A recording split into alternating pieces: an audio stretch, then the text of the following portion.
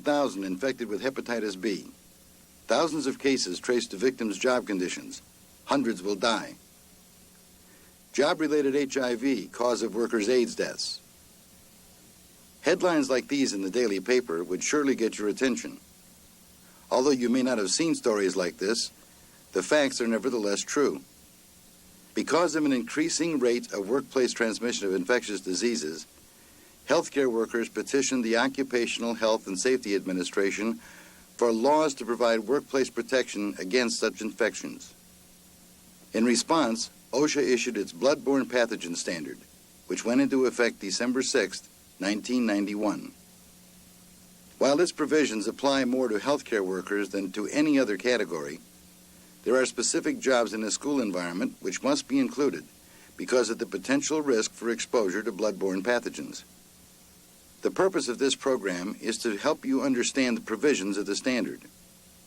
Let's begin by looking at the epidemiology, the symptoms and effects of HBV and HIV, and the means by which they can be transmitted. There are approximately 300,000 new cases of HBV reported annually in the United States. More than 4,000 deaths from HBV and related causes occur each year. HBV is a disease that affects the liver. Complications can result in cirrhosis or cancer of the liver, both of which can be fatal. Symptoms of HBV infection often resemble flu symptoms. They include fatigue, stomach pain, appetite loss, nausea, yellowing skin or jaundice, and darkening of urine. These symptoms progress over a period of 2 to 6 months after exposure. But vaccination and follow-up procedures should be started immediately after a suspected exposure. HBV is transmitted through contact with the blood or body fluids of an infected person. Transmission may occur in numerous ways, including, but not limited to, blood transfusion, needle sticks, absorption of infectious material such as blood or other body fluids into the body through broken skin or mucous membranes, or unprotected sexual intercourse with an infected person. Now let's look at the epidemiology and modes of transmission for HIV, the infection which causes AIDS. AIDS is an acronym for Acquired Immunodeficiency Syndrome. Infection breaks down the body's natural defense mechanisms against illness, called the immune system. At this time, though treatment may extend life for up to several years after confirmation of AIDS infection, there is no cure. AIDS must presently be considered a terminal illness. Symptoms of HIV may include weakness, fever, sore throat, nausea, headaches, diarrhea, and other flu-like symptoms. Symptoms of HIV may not appear for up to several years after infection. Modes of transmission for HIV are much the same as for HBV.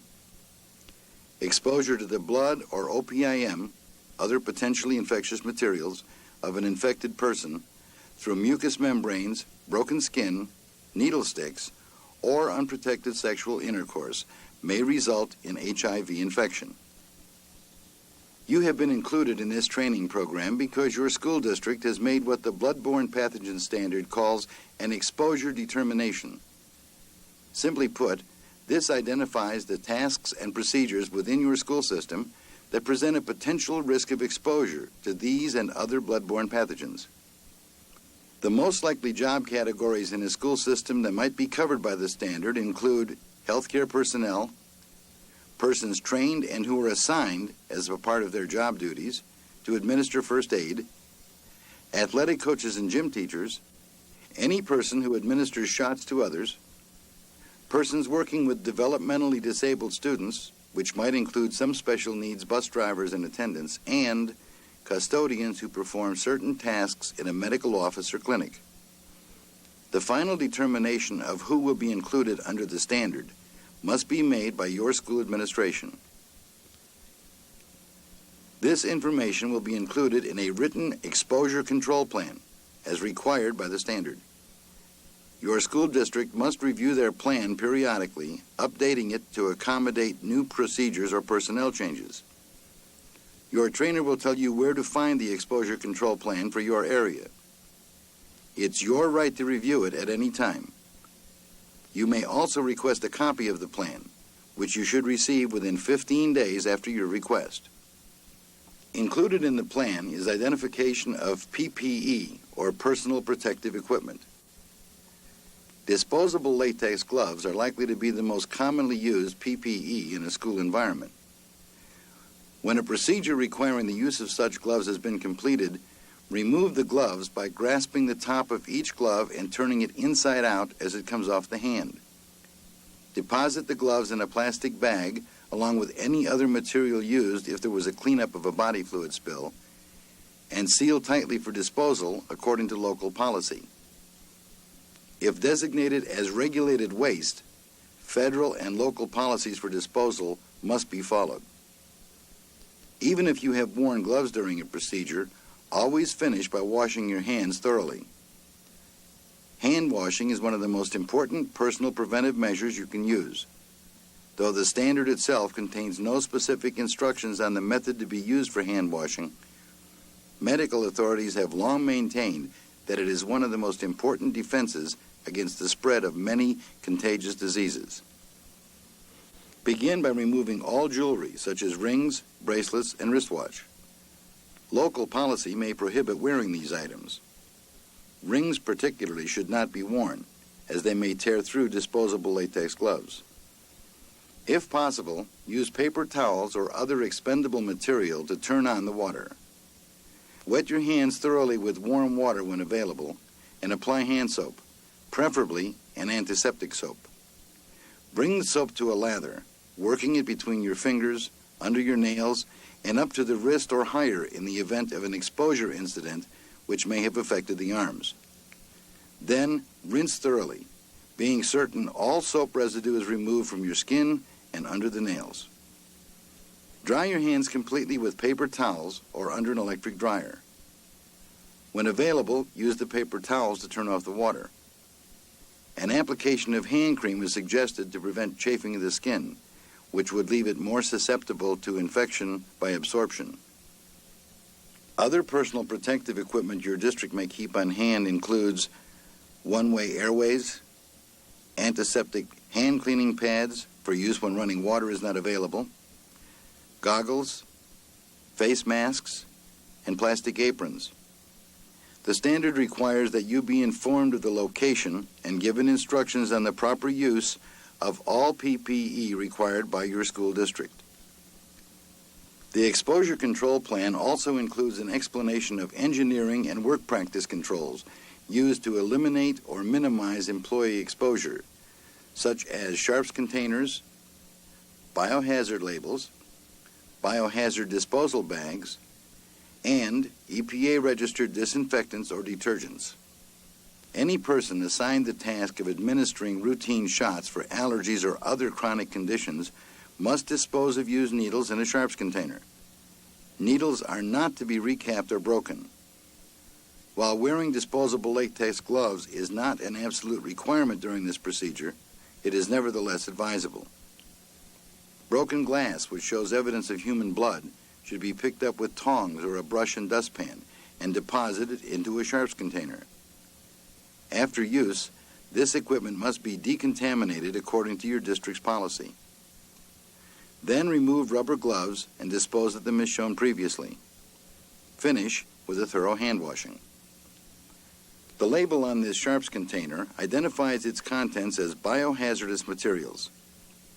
This label must be placed on all containers used to store or dispose of such materials. Medical waste, such as dressings or other materials contaminated with human blood or other potentially infectious bodily fluids, should be disposed of in a red plastic trash bag. This color identifies the contents as biohazardous waste. Before removing the bag for disposal, it should be tightly sealed. A leaking bag must be placed in a second leak-proof bag for disposal. Biohazardous waste is not placed in the dumpster. Your trainer or supervisor will explain local policy for its disposal or decontamination as described in the exposure control plan. There has been much confusion regarding the choice of disinfectants for decontamination procedures required by the standard.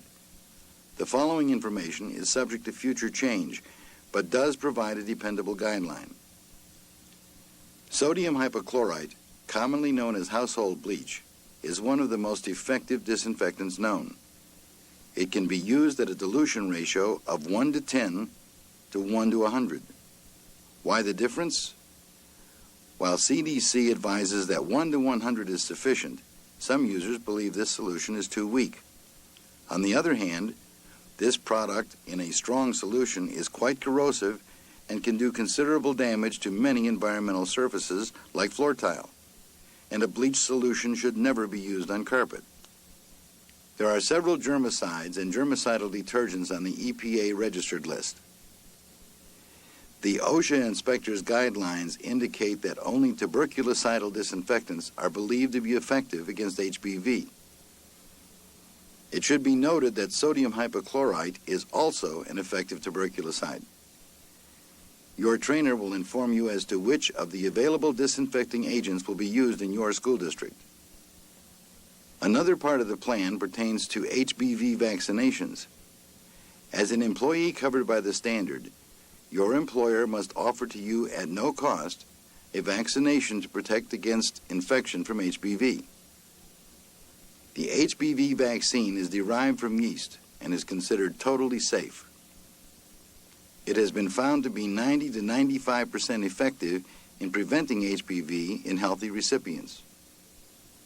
You do have the right to refuse vaccination, and you have the further right to change your mind after refusal and request vaccination at a later date. In the event of a potential exposure incident, any person, whether or not covered by the standard, is entitled to receive a hepatitis B vaccination. Post-exposure evaluation and follow-up, including booster shots, must also be provided at no cost for employees involved in an exposure incident. Finally, the plan outlines the training program, which must be provided for all personnel covered by the standard. Follow-up training must be performed annually.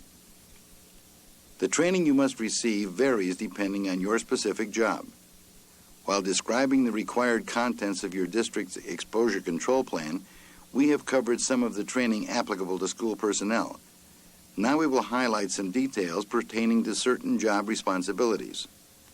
The standard refers to certain housekeeping procedures which may be included in your district's exposure control plan. These may include, but are not limited to, cleanup of body fluid spills, handling laundry, which may be potentially infectious, handling and/or disposal of regulated waste, and disinfection of equipment and/or waste containers. Any body fluid spill, such as blood, vomit, or feces, should be treated as if it were potentially contaminated. Using universal precautions during any cleanup of a body fluid spill should be considered standard procedure. These procedures are now being used in many educational environments.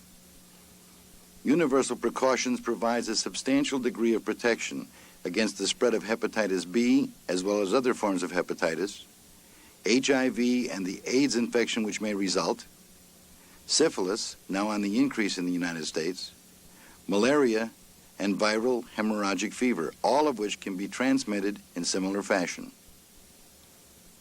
All personnel who are included in the exposure control plan must be trained to use universal precautions in any situation which presents the possibility of exposure to bloodborne pathogens.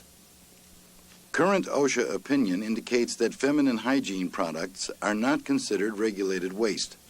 Therefore, use of universal precautions